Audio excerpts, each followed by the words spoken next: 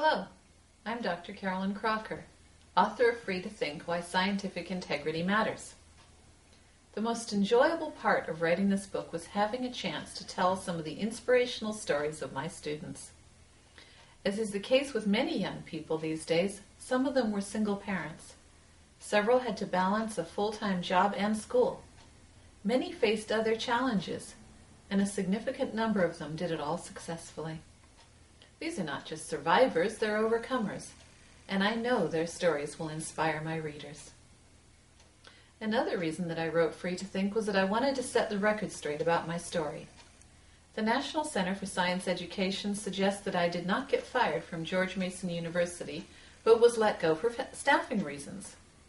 Also that I received student complaints and was unwilling or unable to teach accurate science. Many people have passed judgment on my story without ever hearing my side. I freely admit that my contract was over, but there is much more to this story, including my 3-year contract being replaced by a 1-year agreement without my knowledge. My supervisor wrote that I was a bad teacher, despite 2 letters from the provost saying my teaching was outstanding. Dean Strupa said I should not have taught what I did about evolution, not that I was a bad teacher.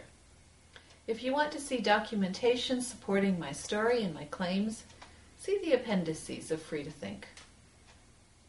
One thing that concerns me about this state of affairs is the way those who dare to differ from the scientific consensus view are censored in various ways. One student told me that after her professor privately expressed his amazement at the night sky, the student mentioned intelligent design. The professor's immediate reaction was strongly negative, and he told the student never to mention that topic again. I found this case personally amusing because I was the student's tutor, and it helped her to write an abstract that the professor later successfully used in a grant application. Finally, I wrote Free to Think because lack of scientific integrity has so many serious consequences.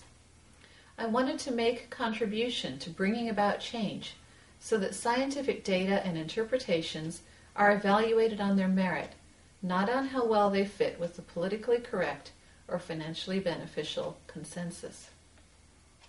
Having experience as a medical research scientist, I know that when data are not favorable to the company funding the work, there are ways to prevent or skew publication.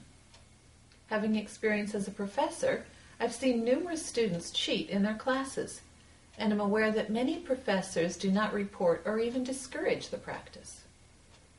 Of course, the subject of Free to Think is that a more intentional breach of scientific integrity is also active in the schools, namely the suppression of information that challenges the evidence for neo-Darwinian evolution, or indeed various other controversial subjects.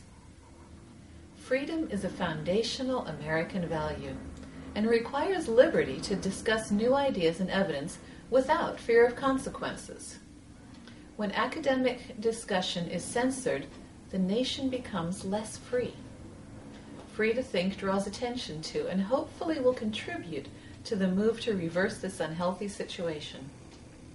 Through this book and the new nonprofit American Institute for Technology and Science Education, I would like to help provide people with the information to accurately distinguish between scientific data, interpretation of that data, and imaginative extrapolation, and to ensure that they are free to think, because scientific integrity matters. It really matters.